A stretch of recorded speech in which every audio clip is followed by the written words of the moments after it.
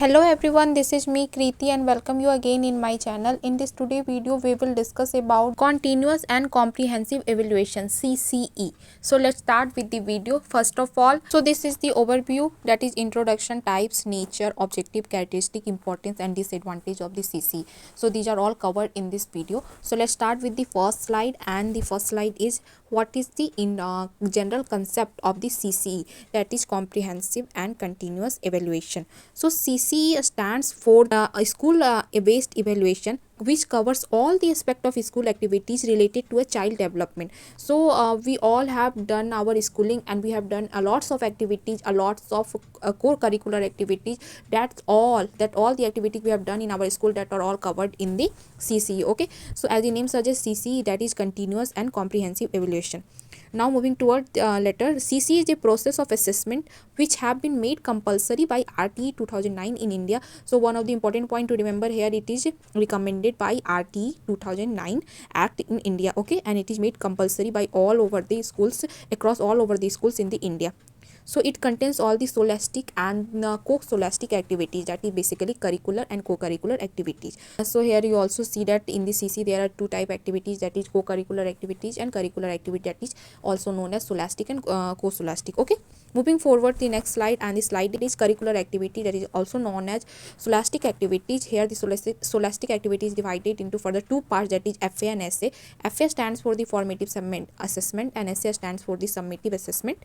So later further moving into the deep knowledge FA, that is formative assessment. Here we are only focusing on the oral, quiz, class test, projects. Okay, further in the essay, that is summative assessment, that is pen paper test, interim test, final projects and long term answer. These are all experienced by all of us in our school time. Okay, there is no such things to remember. These are all experienced by all of us. Okay, moving toward the next slide, and the slide is co-curricular activity, that is co-scholastic activities. Here the co-scholastic activities includes life skill, attitude, values, games, sports, cognitive skill, creative skill, anything, any type other skills other than the studies, that's are all included in the co-curricular activities. Okay, co-curricular activities here also, that is observation, rating a scale, project work, assessment, assignment, any competition, any projects. Okay, whatever other than the studies, all are included in co-curricular. Okay, these are covered by summative assessment. This assessment is also covered in the summative assessment, because summative assessment is the whole assessment across the year. Okay, mostly at the end of the year. So it is basically at the end of the terms or semester, or you can say year. Okay, moving toward the next slide, and the next slide is what is the nature of CC. It is the important points to remember, that encourage and motivate the students. So its main purpose is to encourage and motivate the student. Second one is encourage and continuous interaction with parents to discuss the child process. It is one of the important in advantage, that here the parents and childs, and the parents and the teacher are correlated, that the teacher discuss their report card with their parents, and the parents also go to the teachers and ask for suggestion how to improve about their studies, or how to improve about all round development. Okay, the important that development in nature, you can add these point in any one of the activities. Okay, now moving toward the characteristic of CC.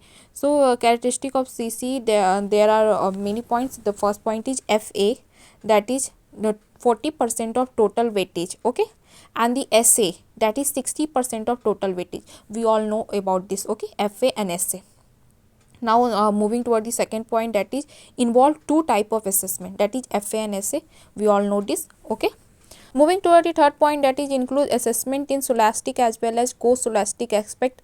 So it is the same point as I earlier mentioned. Okay, fourth point is overall personality of a child is assessed. So it is also one of the repeated points in our semester, that personality development, overall development. Okay, moving toward the next slide, and the slide is objectives of CC. So there are many objectives of CC. Some of them are mentioned below. First of all, that is it should be learner centered. Okay, second point is evaluation. It's provide a scope of self evaluation. It is important aspect of CC, that it's provide a self evaluation. Okay, third one is a skill development. Okay, it helps in the skill development of such as cognitive, psychomotor, affective. These type of all skills are developed along with CC. Okay, a strategies development. Okay, uses evaluation as a strategy to develop the teaching learning process easier. Okay, moving toward the next slide, and the here is importance of CC. What is the importance of CC? Okay, evaluation as an integral part of teaching learning process.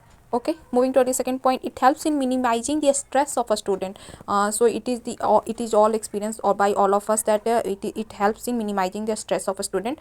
Point number 3, it provide motivation and proper counseling. Okay, moving toward the next slide, and the slide is disadvantage of CC. There are also disadvantage of this method, that is training. It require teacher training and coordinator. There is need of trained teacher and coordinator. Okay, point number 2 is favoritism and biases etc of teacher can make CC subjective rather than objective. You can remember these terms, subjective rather than objectives. Okay, you can write the point in your paper. Okay, point number 3, just stress on a student. We all experience that there are lots of stress when we come to submit our assignment or projects. So you can write this. Time consuming, it is time consuming, it is not successful in the crowded classroom. Okay, moving toward this last point, I have assembled all the cumulative points in one slide, that is this slide. Here the CC, and the CC, all its properties, you can say importance, definition, whatever you can say, these are all concluded in one sheet. Okay, so CC, first of all, it should be learner centered, most important. Okay, second one is holistic development. It provides us the holistic development of a child. Okay, encourage active participation of students. Okay, it is curricular plus co-curricular development. Okay, the next point is increase good study habits. It also helps in developing good study habits. Okay, proper feedback mechanism, it is the important point in CC, that it provides proper feedback mechanism. Okay, improving instruction, it helps in improving our instructions.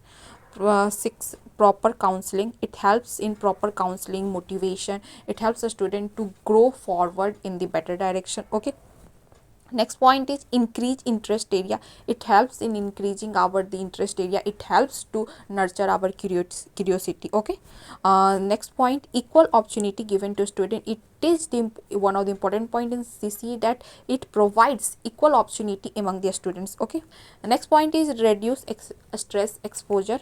It helps in reducing our stress level. Okay, and the last but not least, the next point is individual attention. CC provides the individual attention. Okay, this all this is the short and crisp note about the CC, how CC helps in our education and evaluation. So okay, that's all by my side. This is Kriti, and thank you for watching.